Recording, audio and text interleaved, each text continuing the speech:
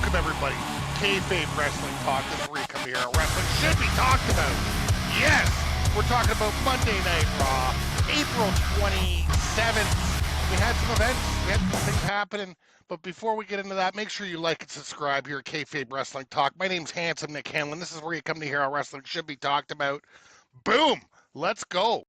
Cold open. We got the Bloodline having a little meeting, having their first little kind of meeting, little head of the table meeting. Looks like Mr. Roman's head of the table again, discussing the Fatu thing. And Roman can't believe the Fatu wants to come after him instead of Cody.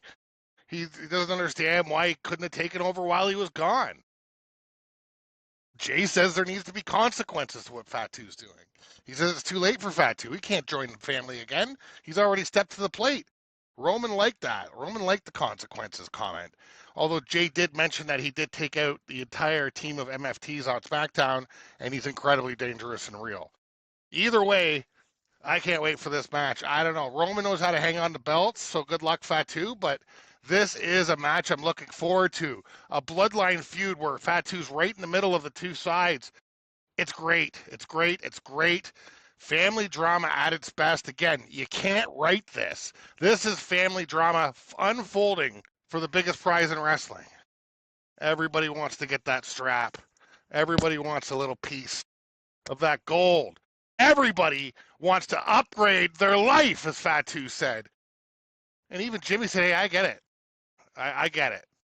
But at the same time, why does he have to step to the family? I think it's the only place to step at this point. So great stuff. Great match coming up. Can't wait to see how this plays out. Seth Rollins, black on black on black. He's just very John Wick looking. You know, blamed Braun Breaker for his loss at WrestleMania. Blamed Braun Breaker because he had to hand over his title. Breaker comes out. They have a back and forth.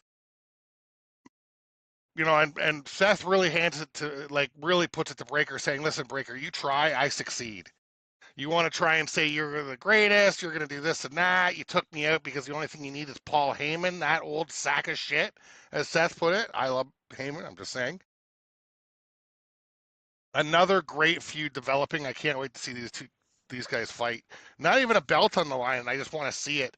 Two very different styles. Braun Breaker is ready for that next level. Seth Rollins, he's a bit broken and bruised, but is he close to retirement? I don't think he's that close. I think he wants to make some waves. I think he wants to take down, well, he wants to act like John Wick, you know, and basically they killed his dog, like taking his belt away is killing his dog. He wants to kill them all. So I guess we'll see what happens there. We got Penta versus Rusev, which is awesome. All ego Ethan Page comes down to watch the match. Penta gets a really quick roll-up win, but the match was all the Bulgarian Brute. The match was all Rusev. Rusev's like, he just feels like he's just this far away from just hitting a level, but he gets outsmarted. So, I don't know. You know, they end up beating up Penta. Ethan Page comes in and helps, and I guess they're buddies now. They both beat up Penta. Javon Evans comes down to save the day, hitting an OG cutter. Still damn impressive every time I see it. Incredible stuff. So I assume there's going to be some sort of tag team match with all of them. Maybe Javon Evans against Rusev.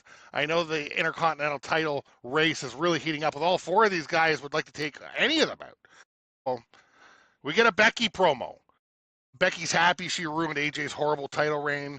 First woman to win 4 different titles at WrestleMania. First 3-time Intercontinental Champion. Has won more matches than any other women in the history of wrestling. And then she issues an open challenge for the Intercontinental title. And the great one, IYO SKY, comes out. IYO SKY. Huge. I love both. I'm so glad to see IYO SKY. It's really nice to see Becky fighting women that are seasoned and not just trying to build, but she's kind of been like AJ. I mean, I know she's not trying to build AJ, but Maxine helping her, you know, get above the crowd by giving her some matches, and she slipped through some wins. That being said, IYO SKY is the GOAT right now. Right? She's probably the best women's wrestler out there.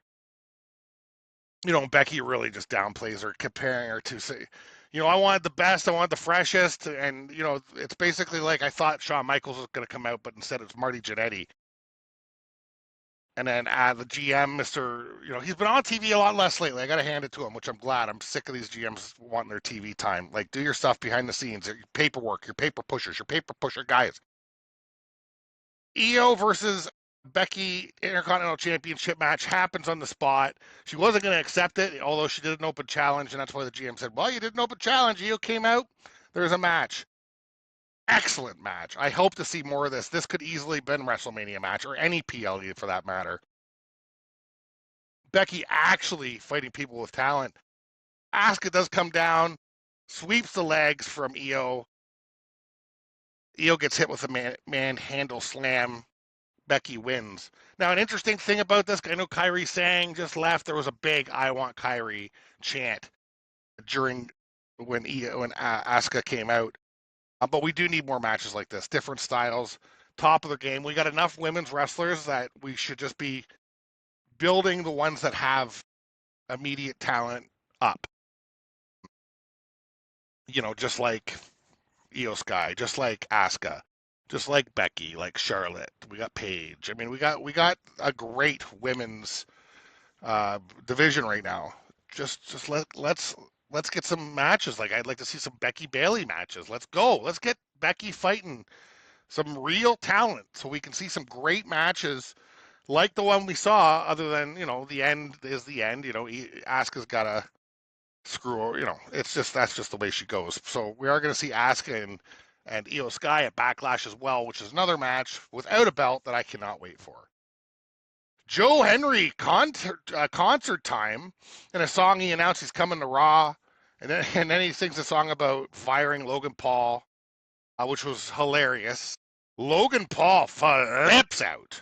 I've never seen somebody flip out so much over something in a very long time. Logan Paul loses his Nikes over this. He's just screaming, and the Vision tries to beat up Joe Henry. And the Street Profits come out and interfere because they want the Vision. They want to take the Vision out. They want that title shot. I don't think he cares about Joe Henry or wants to help. I just think he wants to they just want to get in the Vision's way and get that belt around their waist. And they look great. I'm glad to see them back. They're great. I wasn't sure if we would. Joe Henry does a cool little flop out. Like, he just flies back. He calls it the Joe Henry flop. Great first night for Joe Henry. Definitely memorable. Logan Paul lost his shit. These two guys are going to fight. We got Rey Mysterio versus the tall El Grande, the newer El Grande, I guess. A lot of chaos happens. And a bunch of more El Grandes come down.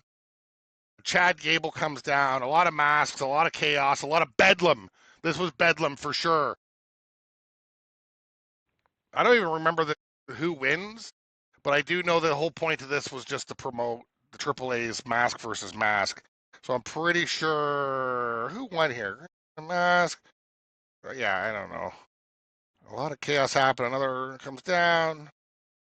The Chad Gable one. Yeah, I didn't even know who won because it was so insignificant to what was actually happening. It was really just about getting Chad Gable against. The Grandes. El Grande Americano is fighting and promoting this AAA match at the end of the month, which will be a good match. I mean, AAA puts on some good PLEs as well. I do watch some of those time to time. Grayson Waller sticks his foot in his mouth there in the backstage and ends up getting a fight with Obafemi. Obafemi destroys him, and that's the match. The speed of Oba. The speed of Obi. Oba? Is it Oba or Obi? The speed of Obafemi is incredible. He does a running European uppercut. Incredible. He also does that pop-up, sit-down, last ride. Incredible move.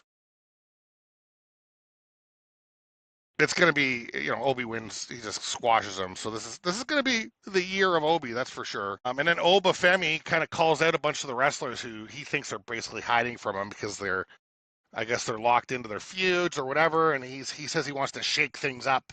He's a very dangerous man. And he's going to put out the Obafemi Open Challenge. I don't know what the hell that means. I just know Obafemi's going to start throwing people around. Good luck out there to you champions.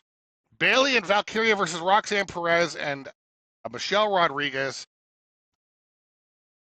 Before the match gets started, of course. What?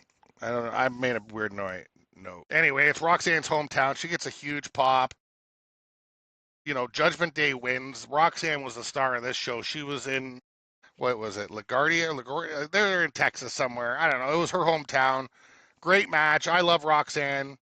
She hits the pop rocks. You know, I think Judgment Day is more powerful than they've ever been getting rid of Finn. I think that was the smartest move on their part. Cut off that fat and let's go. Valkyrie at one point fell out of the ring. I thought she died. She landed like directly on her face, but Irish people have really hard heads.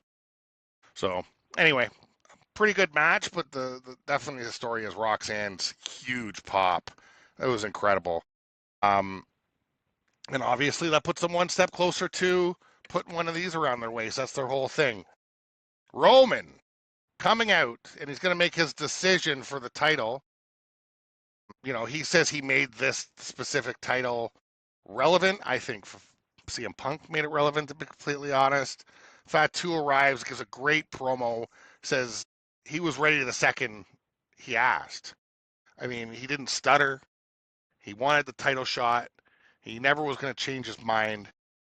And then Roman Reigns starts kind of talking down to him, and Fatu puts on this like Samoa chokehold just out of nowhere and starts headbutting Roman. Incredible stuff. Incredible ending to Raw. It made Fatu look so powerful. I would not want to be on Fatu's bad side. That's the guy you want on your side. Fatu is a dangerous man. I cannot wait to see what he can do against his family. I don't know if he's going to win. I don't know if he's going to lose, but I know he's going to cause some damage and take some years off whoever he's fighting career. So we got Roman Reigns, Fatu, Backlash, and this Bloodline storyline continues. You know, and earlier, Jay does say, if he wins, he gets everything. The Ulafala, the family, head of the table, everything. Can Fatu do it? Is this his first title shot? I'm not sure. I think so, maybe. But he's looking fit. He seems to slim down a bit, but he's still huge.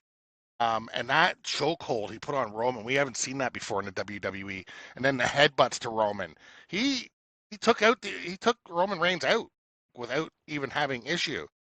Fatu took the entire MFTs out without having any issue. If you doubt Fatu, well, I think you're going to find out pretty quick that you're wrong.